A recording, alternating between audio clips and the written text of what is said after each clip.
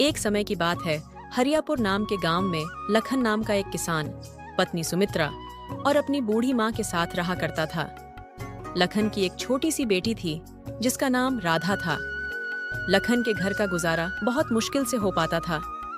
लखन के पास एक छोटी सी जमीन थी जिस पर वह सब्जियों की खेती किया करता था और सब्जियां तैयार हो जाने के बाद उन्हें गांव के बाजार में बेच आया करता था। लेकिन उस गांव में सबसे बड़ी समस्या थी पानी की।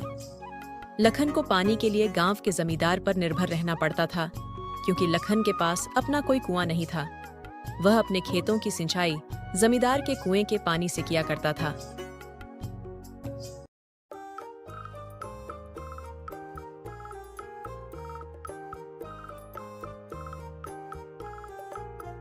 सब्जी ले लो, हरी भरी ताजी ताजी सब्जियां ले लो, केवल 20 रुपए किलो। केवल 20 रुपए किलो में हरी भरी ताजी ताजी सब्जियां ले लो।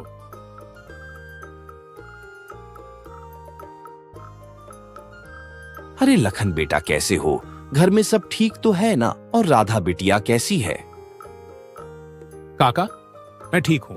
घर में भी सब ठीक है और राधा भी बिल्कुल ठीक है। बोलिए काका, क्या चाहिए आपको? बिल्कुल ताजी ताजी सब्जियां हैं, अभी अभी खेत से तोड़कर लाया हूं। बोलिए, क्या बांध दूं आपके लिए? लखन बेटा, मेरे लिए 1 किलो टमाटर और 1 किलो खीरा बांध दो। ठीक है काका, अभी बांध देता हूं।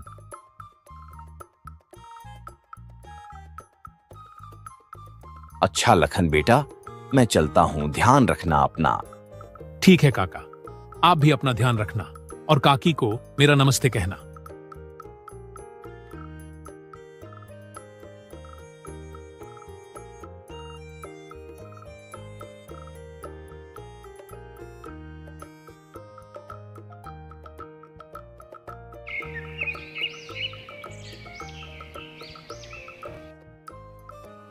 सुमित्रा, आज की सारी सब्जियां भी बिक गईं। यह लो, ये पैसे संभाल के रख देना। मैं सोच रहा हूं इस बार खेती के लिए बाजार से अच्छी गुणवत्ता वाले खाद ले आऊं। इससे हमारी सब्जियों की पैदावार और अच्छी होगी। जी, ये तो बहुत ही अच्छा विचार है। जितनी अच्छी सब्जियां होगी उतना ज्यादा लोग हमारी सब्जियां खरीदना पसंद करेंगे।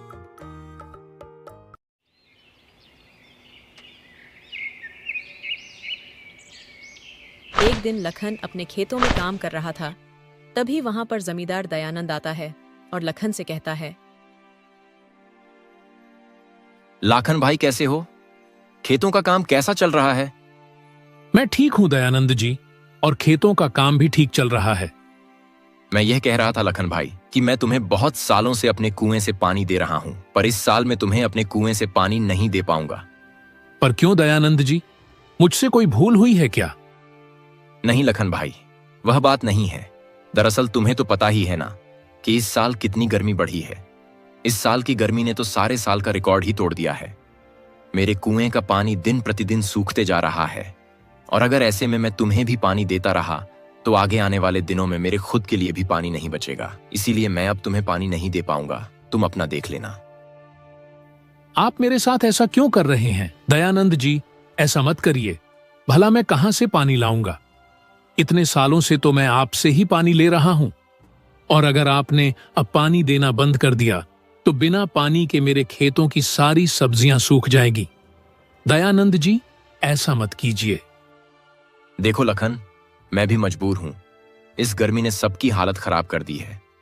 मैं कुछ नहीं कर सकता, तुम अपना देख लेना।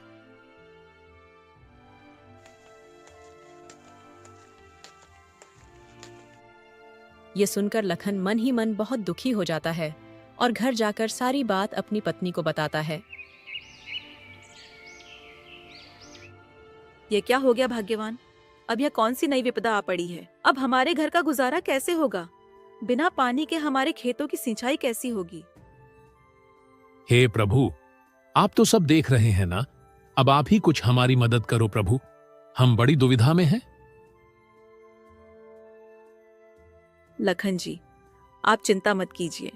एक बार मैं दयानंद जी से बात करके देखती हूँ। यह कहकर सुमित्रा जमींदार से मिलने उनके घर की ओर निकल पड़ती है।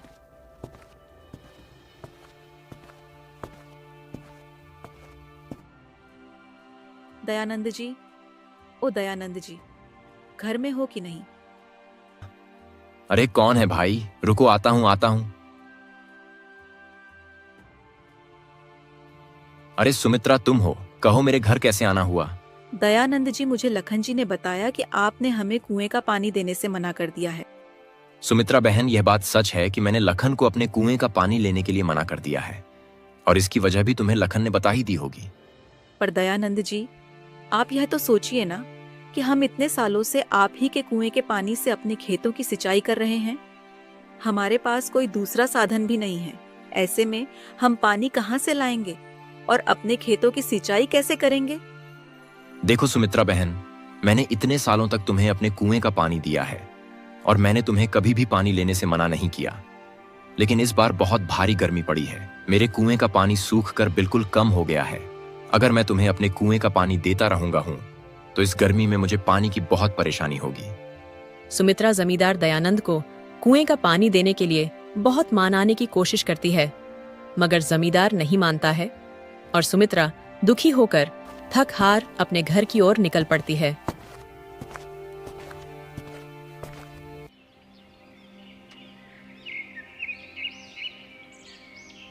क्या हुआ सुमित्रा? जमादार जी ने क्या कहा? लखन जी, जमींदार जी ने पानी देने से मना कर दिया। वह कह रहे थे, अगर मैं तुम्हें पानी देता हूँ तो मुझे गर्मियों में बहुत परेशानी होगी। पानी के बिना क्या होगा भाग्यवान? हमारे सारे खेत तो सूख जाएंगे।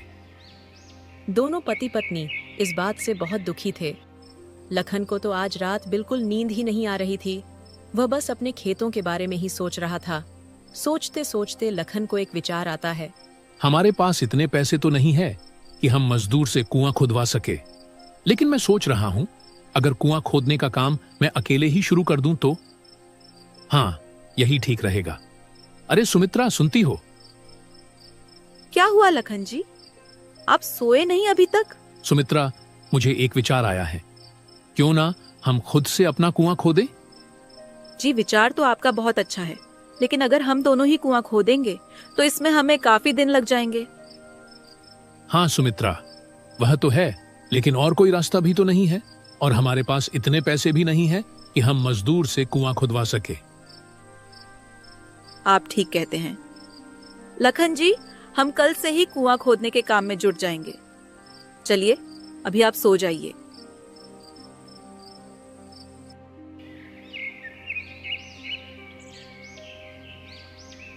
अगले दिन दोनों अपने खेतों के पास जाते हैं और वहां पर कुएं खोदने का काम शुरू कर देते हैं।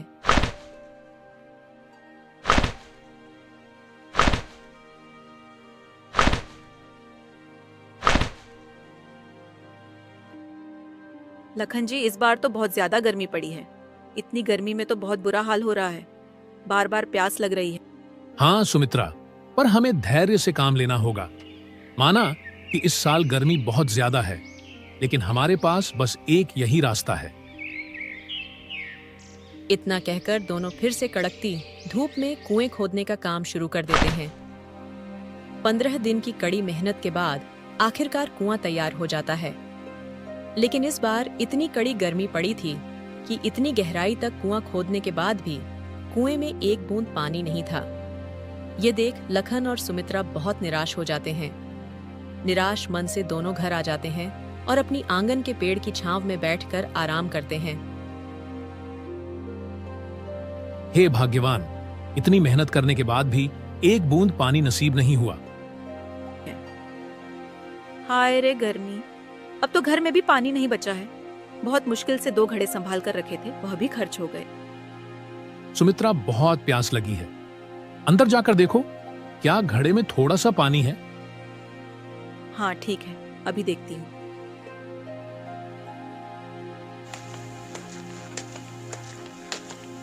घर में बहुत थोड़ा सा ही पानी बचा था। सुमित्रा पानी का ग्लास लेकर बाहर आ जाती है।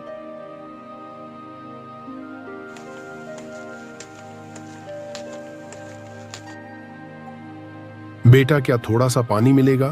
बहुत प्यासा हूं, गला प्यास से सूखे जा रहा है। दूर दूर तक कहीं पानी नहीं दिखा। सुमित्रा और लखन साधु की ऐसी हालत देखकर उन्हें पानी दे देते हैं।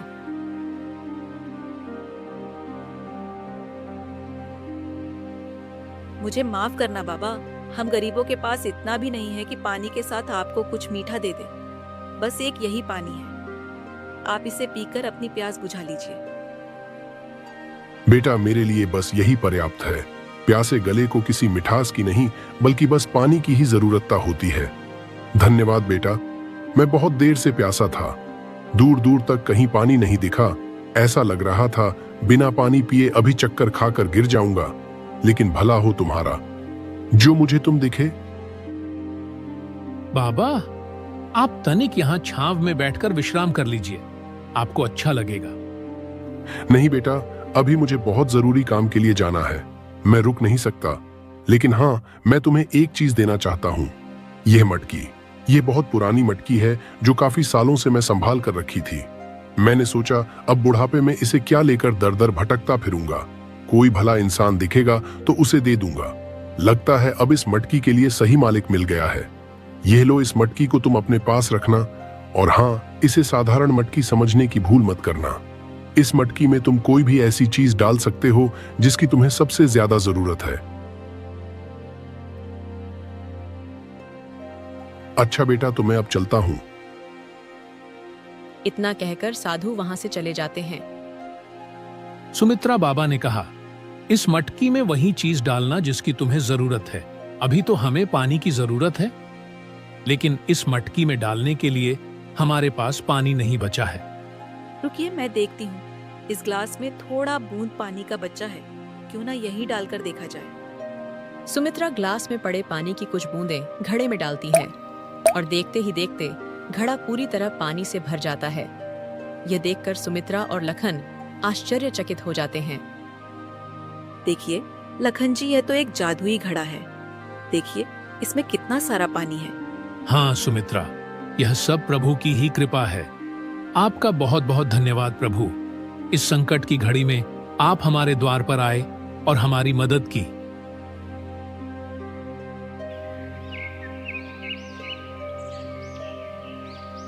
अगले दिन लखन और सुमित्रा दोनों अपने खेतों पर काम के लिए निकल जाते हैं और अपने साथ में पानी की मटकी भी ले जाते हैं।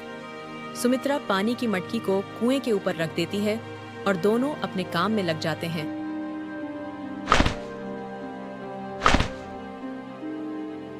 कड़कती धूप में काम करने के बाद लखन को प्यास लग जाती है और वह सुमित्रा से कहता है,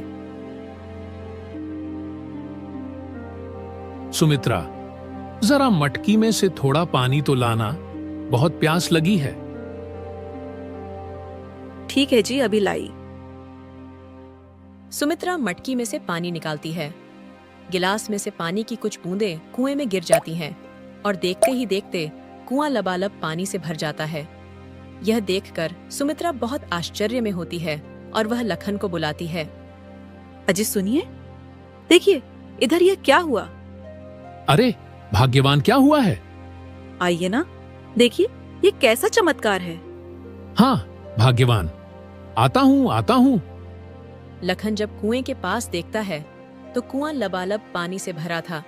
ये देखकर लखन भी बहुत आश्चर्य में था। अरे सुमित्रा, यह तो चमत्कार ही हो गया। हमारे कुएं में पानी आ गया। अब हम अपनी खेतों की सिंचाई बहुत आसानी से कर सकेंगे।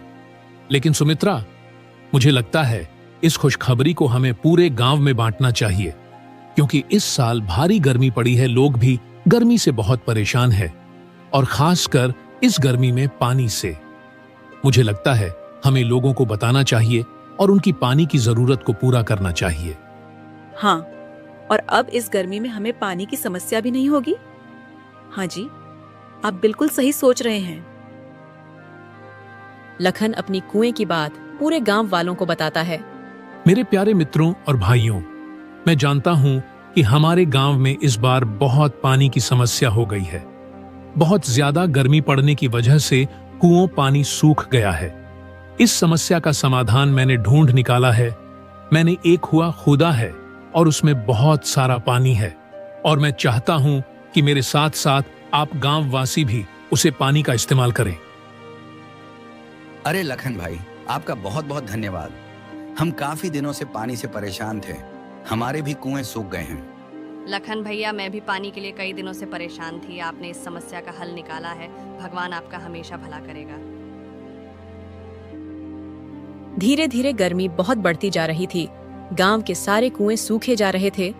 अब गांव में केवल एक ही कुआं था जिसमें पानी था। वह था लखन का कुआं। गांव के लोग लखन के कुएं से पानी ले जाया करते थे। वहीं दूसरी तरफ अब जमींदार का कुआं बिल्कुल सूख चुका था। उसके कुएं में एक बूंद पानी नहीं बचा था, जिसकी वजह से जमींदार बहुत परेशान हो गया था। तभी जमींदार को कहीं से खबर लगती है कि लखन का भी एक कुआं है और सारे गांव वाले वहीं से पानी भर रहे हैं। जमींदार यह बात सुनकर लखन के पास जाता है और लखन के कुएं में इतना पानी देखकर बहुत हैरान हो जाता है और वह लखन से कहता है, लखन, मेरे कुएं का पानी बिल्कुल सूख गया है। मेरे कुएं में एक बूंद पानी नहीं बचा है। क्या तुम मुझे अपनी कुएं का पानी दे सकते हो? हाँ जमींदार साहब, आप यह कैसी बातें कर रहे हैं? भला इसमें भी कोई पूछने की बात है? इतने सालों तक आपने हमारी मदद की है और इस मुश्किल की घड़ी में हमें एक साथ मिलकर रहना चाहिए। आप जितना चाहे उतना पानी यहां से ले सकते हैं। लखन की यह बात सुनकर जमींदार को अपनी गलती का एहसास होता है और वह लखन से माफी मांगता है। लखन, मुझे माफ कर दो। मैंने तुम्हारे साथ बहुत बुरा व्यवहार किया। इस मुश्किल घड़ी में मैंने तुम्हारा साथ छोड़ दिया था, लेकिन तुमने मेरा साथ नहीं छोड़ा। धन्य हो तुम्हारे जैसे लोगों का। तुम्हारे जैसे लोगों की वजह से इस धरती पर अच्छाई अभी जिंदा है।